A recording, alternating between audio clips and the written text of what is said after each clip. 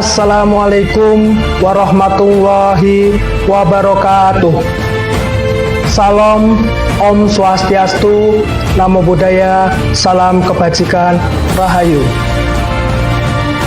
Halo pemirsa, perkenalkan nama saya Vanza Rio Prabowo, mahasiswa program studi pendidikan sejarah semester 5, Fakultas Keguruan dan Ilmu Pendidikan Universitas PGRI Madiun, dengan nomor induk mahasiswa 23021050001. Pada kesempatan kali ini, saya akan mempresentasikan tugas ujian akhir semester ganjil pada mata kuliah Sejarah Asia Timur yang diampu oleh Ibu Novi Triana Hapsari, Sarjana Pendidikan, Magister Pendidikan, dengan fokus materi tentang Perang Korea yang terjadi pada masa awal Perang Dingin, atau dengan istilah lain yaitu Cold War. Yuk simak pendalaman materinya di video ini. Perang Korea merupakan salah satu konflik bersenjata yang terjadi pada awal meletusnya Perang Dingin yang disebabkan adanya persaingan ideologi antara Amerika Serikat dengan Uni Soviet dalam menanamkan hegemoni atau pengaruh di kawasan Asia pada rentang waktu antara 25 Juni 1950 hingga 27 Juli 1993. Secara historis, dahulunya Korea Utara dan Korea Selatan masih dalam satu negara dengan nama Korea sejak zaman Kerajaan Gojoseon hingga berakhirnya pendudukan Jepang di Korea pada bulan Agustus 1945. Kemudian, Amerika Serikat dan Uni Soviet sebagai negara pemenang Perang Dunia Kedua mulai membagi wilayah Korea menjadi dua bagian. Wilayah utara dikuasai Uni Soviet dan wilayah selatan dikuasai Amerika Serikat dengan garis pembatas paralel ke 38 derajat lintang utara sebagai perbatasan antara kedua Korea tersebut. Awalnya, pembagian Korea yang dilakukan oleh kedua negara adidaya tersebut bersifat sementara. Karena dalam hasil perjanjian Kairo di tahun 1943, negara-negara sekutu menyatakan setuju bahwa dalam waktu yang tepat, Korea akan menjadi negara yang bebas dan merdeka. Namun, Amerika Serikat dan Uni Soviet tidak menetapkan batasan yang jelas mengenai durasi waktu pasukan mereka menduduki Korea. Akibatnya, kedua Korea tersebut mulai menerapkan pengaruh-pengaruh yang ditanamkan oleh negara yang mendudukinya. Sehingga, kedua Korea ini juga sudah mulai saling berseberangan, dengan Korea Utara yang menganut paham sosialis komunis dan Korea Selatan menganut paham liberal kapitalis. Selanjutnya, Amerika Serikat melakukan berbagai upaya untuk menyatukan wilayah Korea dengan mengajukan usulan kepada Majelis Umum Perserikatan Bangsa-Bangsa pada bulan September 1947 dengan tujuan supaya segera diselenggarakannya pemilihan umum guna membentuk sebuah pemerintahan nasional yang sah di negeri tersebut. Usulan tersebut pada akhirnya dapat diterima dan mendapatkan dukungan dari berbagai negara, terkhususnya dari blok Barat. Namun, Uni Soviet sangat berbanding terbalik dengan usulan dari Amerika Serikat tersebut karena pihaknya menolak pemilihan umum tersebut diawasi secara penuh oleh Perserikatan Bangsa-Bangsa karena tahu ke depannya pemerintahan Korea yang baru terbentuk akan cenderung pro-Barat. Dengan demikian, pemilihan umum ini hanya bisa dilaksanakan di wilayah selatan, yang kemudian menghasilkan terbentuknya Republik Korea, atau kita kenal sekarang dengan namanya Korea Selatan, pada tanggal 15 September 1948 di bawah pimpinan Presiden Syngman Rhee. Beberapa minggu kemudian, kaum komunis Korea Utara juga memproklamasikan berdirinya Republik Demokratik Rakyat Korea, atau kita kenal sekarang Korea Utara, dan mengangkat Kim Il Sung sebagai pemimpinnya. Dampaknya, Kedua Korea yang menganut ideologi berseberangan ini sama-sama mengklaim berhak memerintah atas seluruh wilayah Korea dan tidak mengakui keberadaan satu sama lain, baik secara de facto maupun de jure. Pada tahun 1949, sesuai dengan resolusi yang dikeluarkan oleh Perserikatan Bangsa-Bangsa pada bulan November 1947, yang di dalamnya menyerukan penarikan seluruh pasukan asing dari Korea, sehingga kedua negara adidaya tersebut, baik Amerika Serikat maupun Uni Soviet, mulai menarik pasukannya dari semenanjung Korea. Sebelum kedua negara adidaya ini meninggalkan Korea, mereka telah mempersenjatai masing-masing rezim yang didukungnya.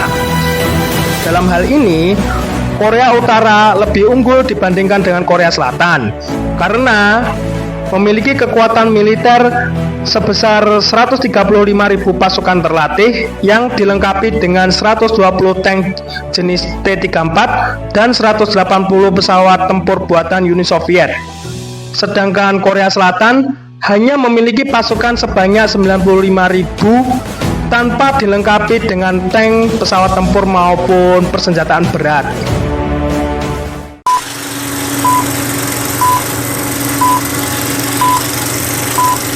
Perang Korea pertama kali meletus pada tanggal 25 Juni 1950.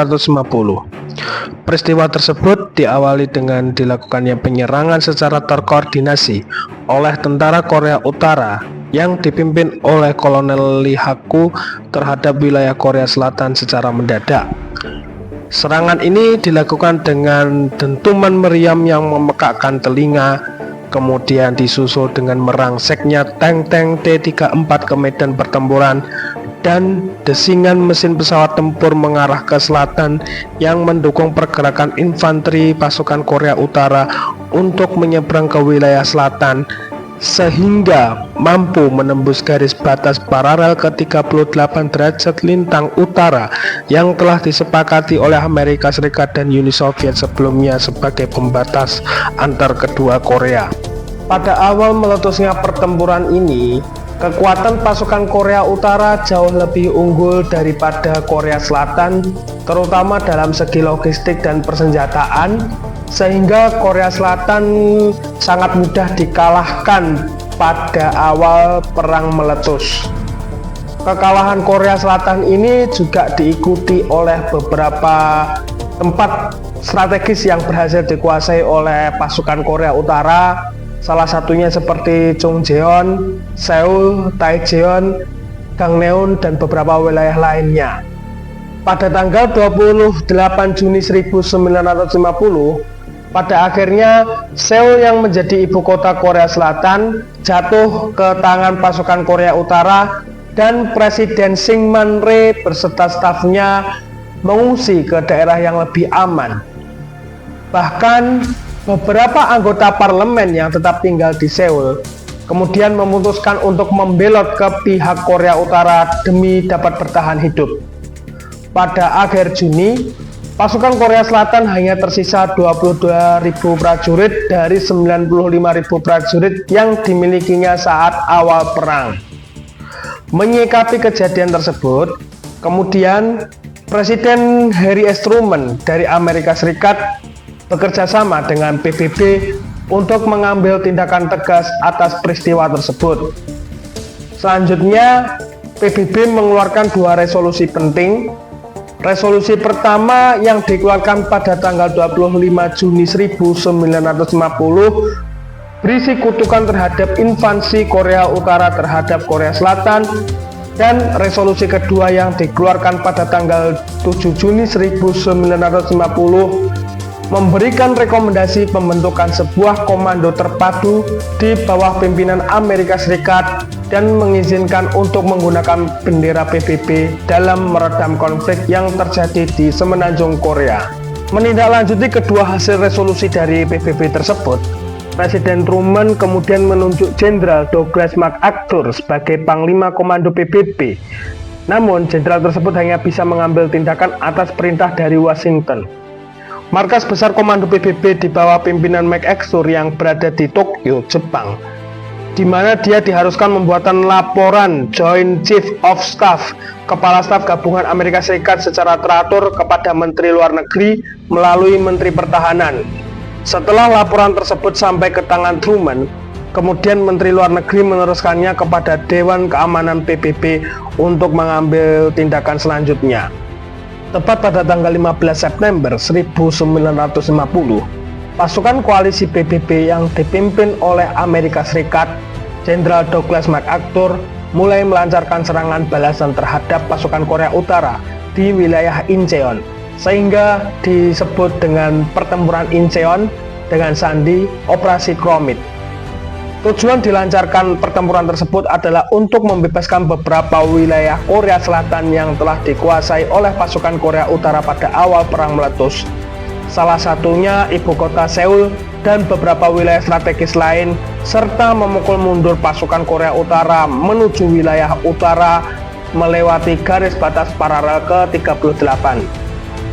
Melihat adanya campur tangan Amerika Serikat yang mengatasnamakan PBB dalam pertempuran ini, kemudian Cina di bawah kepemimpinan Mao Zedong turun tangan untuk membantu saudara seideologi komunis Korea Utara dalam melawan pasukan Amerika Serikat dan Korea Selatan atas permintaan langsung dari Kim Il Sung, sang pemimpin Korea Utara.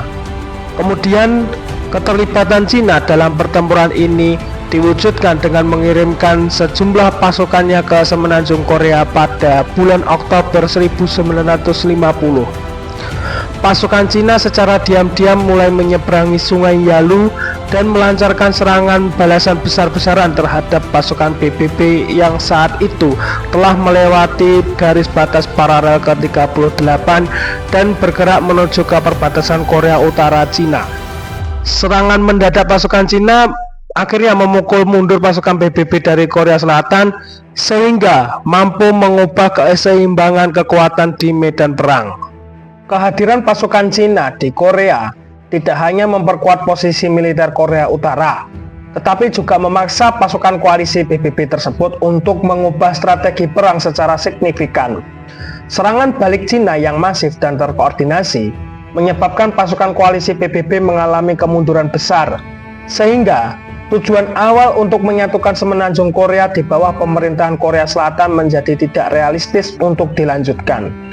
Bahkan, ibu kota Seoul untuk kedua kalinya jatuh ke tangan pasukan komunis pada bulan Januari 1951, meskipun kemudian berhasil direbut kembali oleh pasukan PBB beberapa bulan setelahnya. Pada tahun yang sama, tahun 1951, orientasi perang mengalami perubahan yang sangat signifikan dari yang semulanya bersifat ofensif menjadi defensif. Area pertempuran menetap di sekitar garis batas paralel ke-38 dengan masing-masing pihak berusaha mempertahankan posisi yang telah dikuasai. Namun, pertempuran sengit masih terus terjadi, terutama di daerah perbukitan dan titik-titik strategis seperti Heartbridge Ridge, Fort Cook Hill, dan Bloody Ridge. Meskipun pertempuran di beberapa wilayah tersebut berlangsung dengan sengit dan menelan banyak korban jiwa di masing-masing pihak, namun hasilnya tidak mengubah peta kekuasaan wilayah. Pasukan dari kedua belah pihak yang saling berlawanan tidak berhasil memperebutkan wilayah teritorial yang signifikan. Situasi tersebut menunjukkan adanya kebuntuan perang, di mana pasukan PBB dan Korea Selatan maupun Korea Utara dan Cina sama-sama kesulitan untuk memenangkan perang secara mutlak. Selain itu, skala serangan juga beresiko memperluas konflik menjadi perang yang lebih besar, termasuk adanya kemungkinan penggunaan senjata nuklir untuk mengakhiri perang, sehingga kedua belah pihak cenderung saling menahan diri. Dalam situasi kebuntuan tersebut, upaya penyelesaian konflik melalui jalur diplomasi mulai mendapatkan perhatian serius. Perundingan gencatan senjata secara resmi dimulai pada bulan Juli 1951 di Kaesyeong dan kemudian dilanjutkan ke Panmunjom.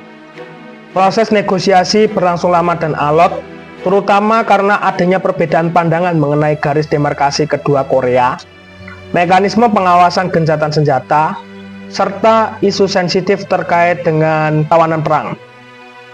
Persoalan tawanan perang menjadi hambatan utama karena banyak tawanan dari pihak komunis menolak untuk dipulangkan ke negara asalnya. Ini merupakan suatu hal yang belum pernah terjadi dalam konflik internasional sebelumnya. Setelah melalui serangkaian negosiasi yang panjang dan penuh ketegangan, pada tanggal 27 Juli 1953, akhirnya ditandatangani Korean Armistice Agreement atau Perjanjian Gencatan Senjata Korea.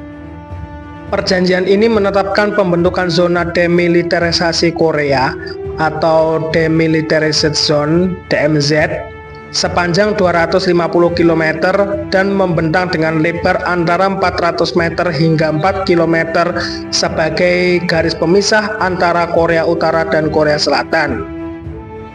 Meskipun perjanjian tersebut mampu menghentikan pertempuran bersenjata secara masif, perlu ditekankan bahwa gencatan senjata ini bukanlah perjanjian damai permanen. Secara hukum internasional, kedua Korea masih berada dalam kondisi perang hingga saat ini. Perang Korea meninggalkan dampak yang sangat besar, baik dari segi kemanusiaan, politik, maupun geopolitik global. Perang Korea secara resmi menyebabkan terbelahnya Korea menjadi dua bagian, yaitu Korea Utara dan Korea Selatan yang dipisahkan oleh garis batas paralel ke 38 derajat lintang utara.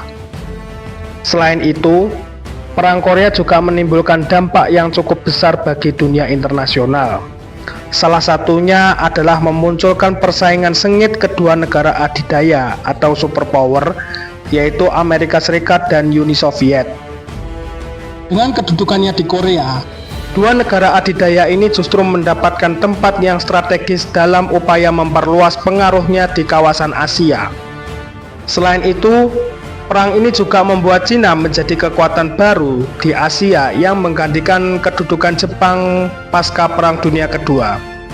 Bahkan, tanpa adanya dukungan militer dari Cina dan Uni Soviet, pasukan Korea ini tidak mampu menyaingi kekuatan militer Amerika Serikat ketika Perang Korea berlangsung.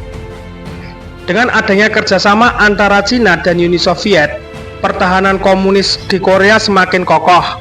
Sebaliknya, persekutuan ini menimbulkan putusnya hubungan diplomatik antara Cina dengan Amerika Serikat. Dampak lain yang timbul akibat Perang Korea adalah terbentuknya organisasi Pakta Pertahanan Bersama.